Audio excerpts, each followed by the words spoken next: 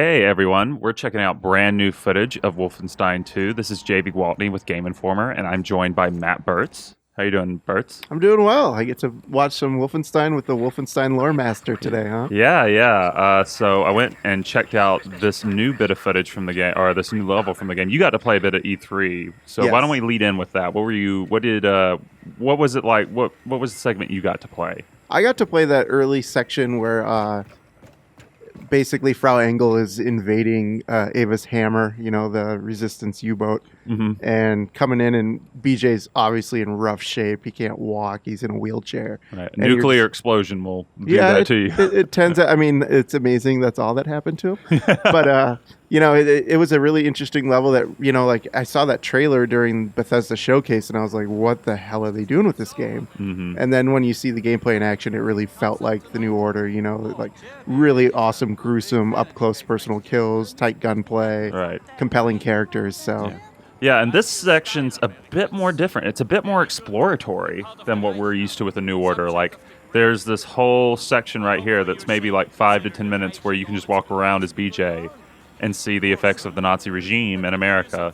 Like here, you see them, sort of cuddling up to the Ku Klux Klan, and this whole conversation's interesting to me because it's not like, oh, we're just buddy-buddy. Like this Nazi soldier here is still sort of like, we're in charge, and it doesn't matter, like, if you believe in what we believe, like, you're still lesser than us. It really has a kind of a Fallout vibe. Yeah, it's a strong Fallout vibe. Like, when I loaded it up, I thought to more of Fallout's marketing campaign than, or the opening moments of Fallout 4, more than necessarily, like, actually playing Fallout. Because there's, like, propaganda everywhere, and it's obviously a, sort of 60s, vibe. Very nostalgic. Now, I see your health is at 50. I noticed during the original demo that because BJ's in such rough shape, you can never get your health up to 100. Even when you pick up health packs, it can go above 50, but it continuously ticks down. That's the case in this demo as well. Yeah, this was, they wouldn't comment on this when we were playing because I was curious about it as well. That your health ever goes above 50. Like, you get a lot of armor. But during my gameplay, during the section where we're actually shooting people later on, like, it was much more. In the New Order, you could basically brute force your way through pretty much anything. That is not the case in the new Colossus with this 50 health minimum, or this sort of 50 health, like, standard maximum, because you'll just die super quick. You have to be more clever. So and I'm curious whether it's a perk systems thing where you can actually upgrade your health, because the RPG light system from the New Order returns where, if you kill a certain amount of enemies, you unlock maybe a stat boost or like, more ammo for a certain weapon, but you can also upgrade your weapons in the new Colossus. You couldn't do that in the New Order. You can only do that with like the laser cannon, the laser craft work thing, where you found bits and pieces through the New Order, and you could eventually turn that into like this ridiculous sort of railgun death cannon capable of smearing the entire room with Nazi blood. But in the new Colossus, there are weapon kits sort of littered throughout every level, and you can pick them up and you can upgrade your weapons. So, and unless you really like approach how you play, like if you're more into the stealth gameplay of the New Order versus, just going full ham, killing everyone in the room as soon as you get into it there, that's also like valid. They give you, you can put a scope and a silencer on like your pistol. You can snipe from afar.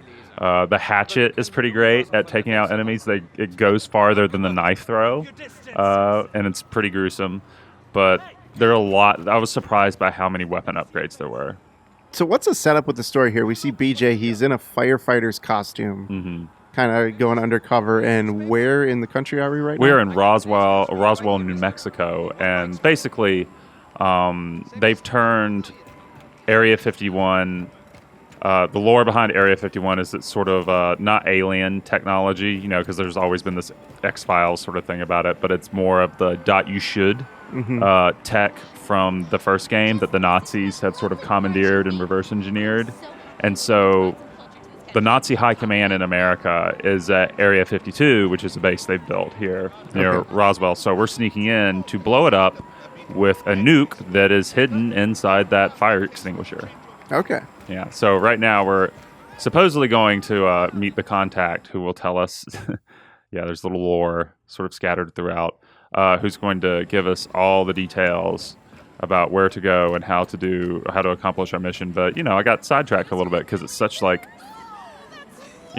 it's really weird. It feels sort of like the opening section of BioShock Infinite does. Like, it's beautiful to look at, but it's horrifying. Like, like BioShock Infinite's racist wonderland is sort of like in full display here as well.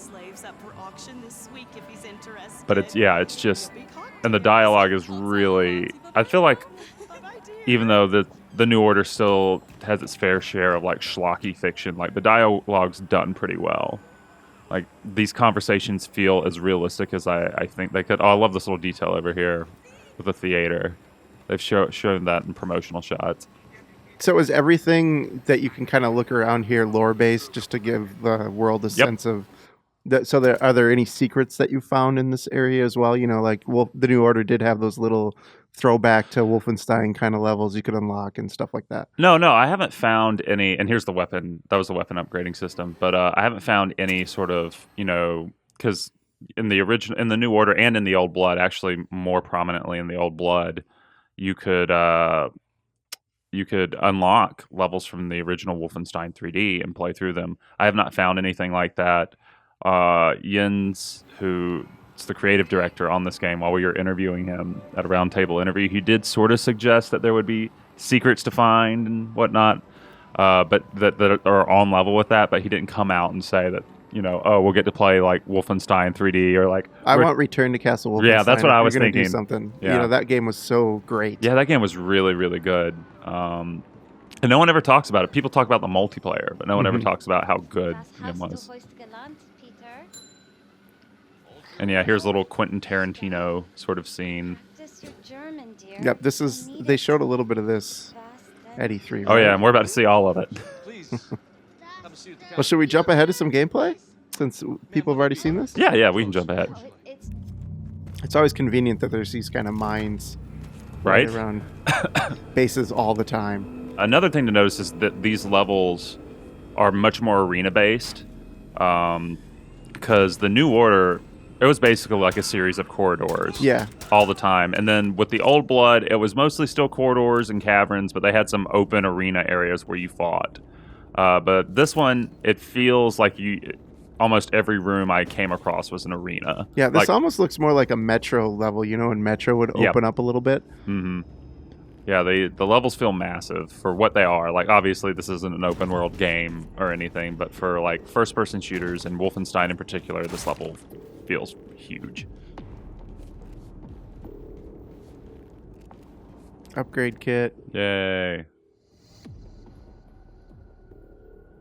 Oh, yeah. But yeah, each weapon has like 3 upgrades and maybe more during the rest of the game.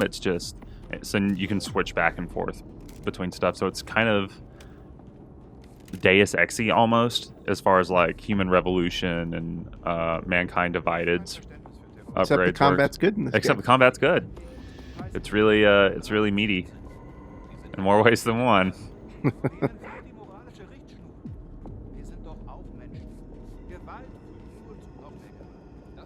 That is one hell of a crawl. Yep. I think the only thing that would make Wolfenstein's like sneaking better is if it had the butt scoot from Rainbow Six Siege. That was my favorite thing about that game. I want to meet the man or the person who had to like animate the butt scoot. Oh, here's some fun. Oh yeah, I forgot about that. Don't mind me. The stealth in this game always cracks me up because it really is easy to kind of run around and just stab guys in the face or like through the beds or... Here we go. Yeah, here's some of the new enemies. They're sort of like the Ultron bots from the second Avenger movies. Like, they're really fast and they jump around and they're kind of weak, especially if you can hit them in the chest, but they're really hard to hit.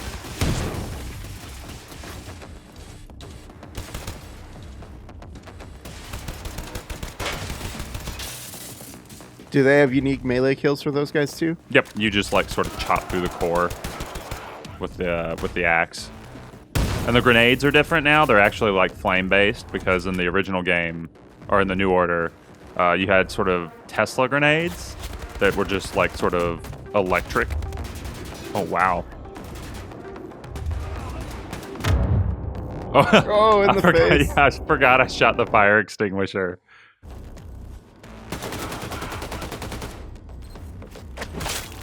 Ooh. Yeah, and there are tons of those. Just tons of those gruesome animations. And the mini Gatling gun, the laser minigun that was so popular in the first game, has been replaced by this sort of beam weapon that you can see right there.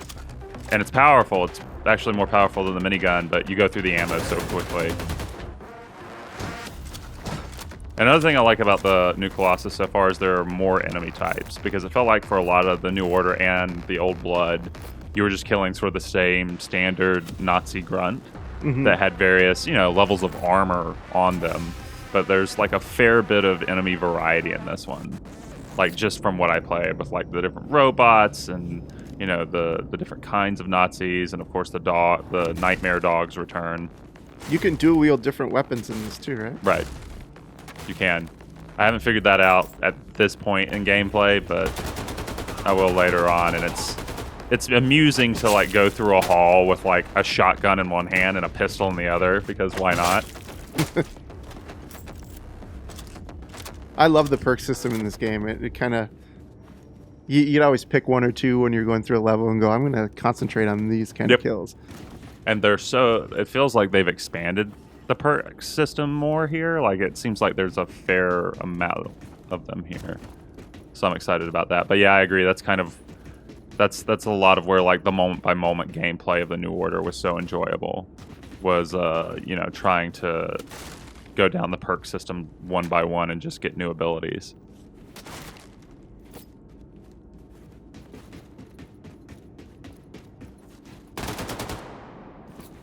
Sorry.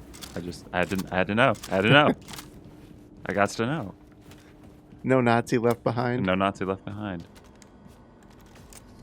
Oh yeah, the Enigma codes return, which, they were sort of one of the collectibles in the original game.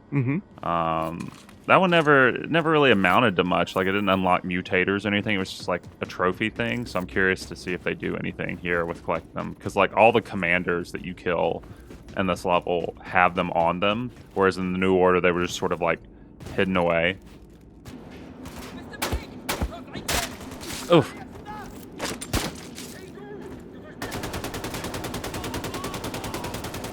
But yeah, you spend a fair amount of time in this level going on a train now,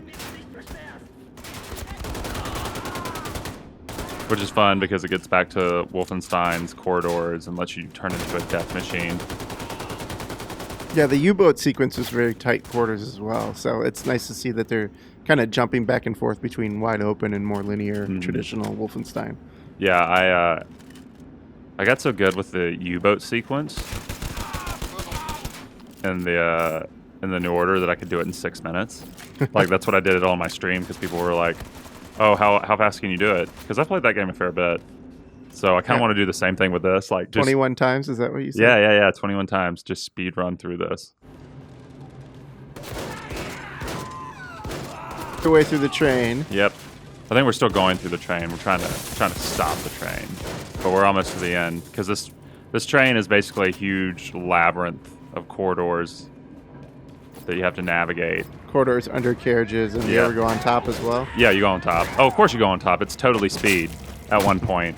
I think I saw you fight a Nazi. You fight some Nazis on top, and their bodies sort of blow past you when you kill them. This is great. I love those little details. But yeah, here we go. I just really like looking at BJ's hands for some reason. Sounds like a personal issue. Yeah, it does. But no, like in this version, like his suit looks so cool.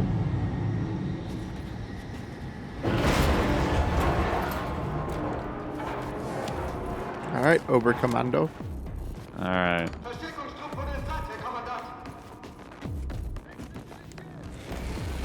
Whoa, someone big's over there. Oh yeah, he's bad. He kills me a lot.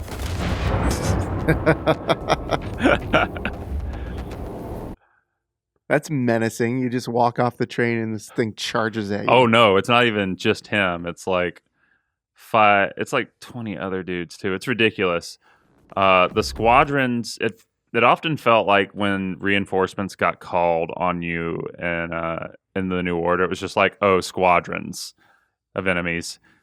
In the new Colossus, at least in this level, it just feels like an entire army is swarming on you. It's so much harder.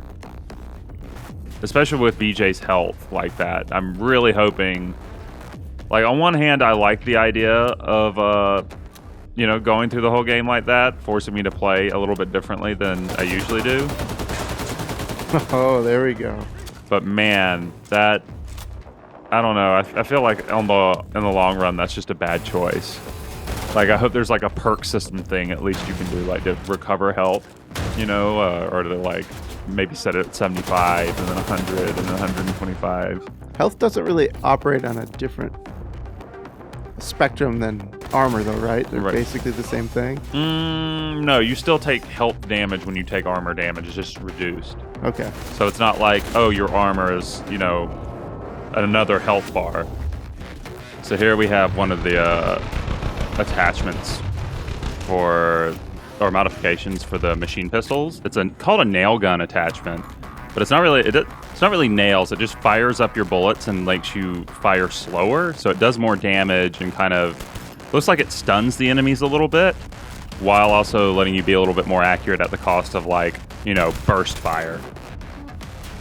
But it's pretty good stuff. Ooh, yeah. Torso shot. So the music, you can totally tell this is Mick Gordon, the guy who did the Doom soundtrack. It's got that kind of kinetic beat to it. Yeah, he did the New Order too, I feel like. Yeah. All right. Here we go. And this game looks just markedly better than the New Order. I feel like the switch to they've had quite a bit of time to improve everything. One of the most interesting things is how less cartoony all the proportions are on the models, especially BJ. Like, he's much smaller this time around, while still being kind of like, a jockhead. And of course, going around and collecting ammo and such is still part of the game when you're not fighting. So you've played 2 sections of the game now. You've had a chance to sit down with some of the guys over at Machine Games. Like, where is your hype level for this at this point, and what are the question marks that are still left for you? I feel like the moment by moment gameplay I've been assured of will be good. Like, it's just gonna be good. Oh God, because it's enjoyable to play. Like the New Order was fun to play moment by moment, but there were some rough edges. Yeah, there's some levels that were they didn't seem well thought out. Yeah, they were just chores. Like, all the base levels were kind of bad. But that's kind of the thing is, I've only really gotten a chance to see a snippet of the story and some basic gameplay enhancements, but I haven't seen the whole vision laid out before me. The creative director I asked him if this was sort of like a road trip game, because we have BJ going from New Orleans to Roswell. Obviously, we have him in Manhattan. Yep. It's been confirmed, so he's kind of all over the place, at least on the eastern side of the states. So it sort of gives the idea that this is a much more ambitious game. Where do you think Roswell is, Jamie? Oh yeah, sorry. Well, like New Orleans and Manhattan, but I'm concerned about whether they're overreaching. Because what made the New Order work so well was its focus. Like, it is a very focused game. It goes from A to B to C in like a straight line. And it's very focused on character development, and it doesn't have that big of a cast of characters. But it seems like this sequel, they're much more ambitious this go around. And a lot of the times when a game gets ambitious with a sequel, that just means make it bigger without really honing in on what made the first game so successful. They sort of forget, what makes the core of the first game interesting. And I hope that's not the case here, but I haven't seen enough of the game to really get a sense of that, because I saw some sequences with the new characters who weren't named. There's like a conspiracy theorist, and he's arguing with BJ, and like every other word he says is like an F-bomb and this and that, and the writing in that sequence isn't that good, and BJ's mostly silent during it, so I don't know. But the moments that I did see with characters from the first game, like Set Roth is still great. Every line he has is gold. Anya and BJ's interactions still feel heartfelt and realistic more than most couples in video games do. Like just the way they interact and like the care that's taken with like the models and the animations when like they embrace and kiss and stuff, like that's all still noteworthy.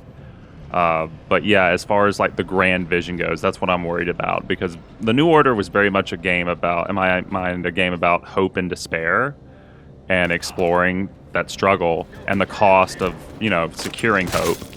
And this is a continuation of that, and I don't know if whatever story they're going to try and tell is as interesting as that. So yeah, that's my main concern, is like just a very sort of meta level, how does this all come together? And it's also supposed to be the second game in a trilogy, apparently. They announced. I never knew that. Yeah, they revealed that when we were talking with them. This is supposed to be sort of like The Empire Strikes Back. Okay. Yeah, so I'm curious to see how that pans out, because like BJ's pretty much broken by this point, it feels like he's more machine than man fighting. So the next game you play is Anya or somebody else? That would be great. That's honestly what I thought was going to happen with the ending of the last game. That's what they hinted at. Or you play as the kid. Yeah, or the kid, or one of the kids, yeah. Was that you'd end up playing as Caroline or Anya, but we're BJ again. But again, like, man, he's seen his fair share of fighting. I feel like he deserves a rest. I love how the power suit's underneath his leather outfit. Mm-hmm. Yeah, it's like, this look isn't really for me. I need to keep my classic look because I'm going to be in Quake Champions. Right, right. I got a brand to represent here. It's true. I do like how Frankenstein, it makes him look, or Frankenstein's monster, it makes him look. I noticed there aren't a lot of like the BJ monologues where he's kind of just talking under his breath, you know, having those deep thoughts. Right. The only one I've come across is in the sequence that you played. Yep. Where it's at the very beginning, like he almost doesn't talk at all during the Roswell sequence. So this sequence and like the one we were in the town. Ooh, what do we have here? It's the London Nautica robot from the big robot you fought in the Space Museum. Mm-hmm. But one of the cool things about this I noticed is you don't have to fight him, as we're about to see. God, I love the dual wielding. The fact that you can dual wield with like any weapon you have in your arsenal might be my favorite upgrade. Because it's just such like a goofy thing. Because there honestly probably isn't that much tactical usefulness to it. I can't really imagine, unless you're going down a hallway and you need like, you know, more spread fire. Did you notice any dual wielding stealth takedowns where he uses the weapons to like snap like he did with heads off and with like the knives that he did, like they have various takedowns? No, because we only had access to the hatchet. I feel like the knife might return, but like what you see with the hatchet is what you get. He did have a special stealth takedown I saw once that you saw earlier with that guard that was on the control panel, where he did that fancy neck trick. You know, like cut his throat with the axe. That Hitman does that too. I didn't know that was a thing. Yeah. Yeah, like why? Who does that? What? Yeah, you just think a chop would do it. Yeah. But yeah, like they're all satisfying, and there were lots of them, which is great because that's one of the things I liked about the New Order too. Was just it was really fun gutting Nazis with knives in various ways. And with the weird pipe thing that you got in the Old Blood. That was very strange. I'm kind of glad that mechanic apparently isn't back, though, because that was really annoying. Another thing I'm concerned about is the laser gun is back. And I didn't come across any puzzles with it or grates that I had to cut through, which is a relief because that was like the #1 momentum killer. And the New Order was like, all right, let me take like 20 seconds from this firefight to cut through this grate. That you don't get on the first try, of course. Like, because BJ, you have to cut like a huge square for BJ to fit through. But I'm hoping that sort of thing's gone. That there's no more sort of that gravity gun wannabe puzzle mechanic, because that was the biggest issue besides the bad levels in the New Order, was just constantly having to stop firefights to do that. Mm-hmm. But yeah, we're right about at the end here. But I feel confident that this will be a good game and that it'll be fun. But I don't know. I'm still really worried about that vision thing. Like, I have to see the whole story, how it plays out. But it's just really fun to play. Like, this is more fun to play than the New Order. Mm-hmm. And the New Order was already fun to play. Look at BJ. Did you get to drive this? I didn't. You might later. The first game had a sequence. You definitely get to drive one of the metal dogs at one point. They revealed that in the trailer, the Panzerhund or whatever. So that's going to be fun. But here's us nuking Roswell. Doesn't even bother to look. I mean, that's what kind of man BJ is. All right, and that's our look at Wolfenstein 2: The New Order, what we have so far. The New Colossus. And this comes out in... The New Colossus. October 27th, is that right? Yeah, it comes out on October 27th, the same day as Super Mario Odyssey and Assassin's Creed, because sure, why not? Yeah.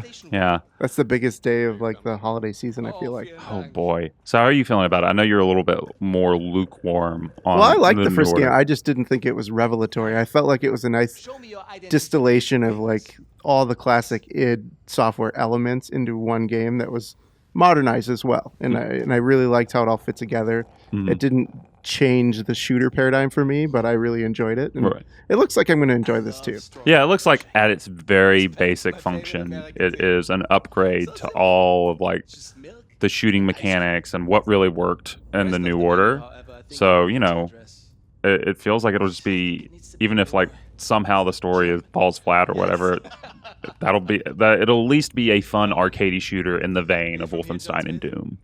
And I feel like that's honestly kind of the most important thing. And I love it that there's still shooters. You know, everybody says you have to have multiplayer, and they say no, we don't. 9. Yeah. And it's really nice to see studio still working on like, I'm going to make a 15 to 20 hour single player shooter experience, because we don't get a ton of those anymore. Right, and it often feels like the games that do even have strong single player campaigns often feel like they're making a compromise.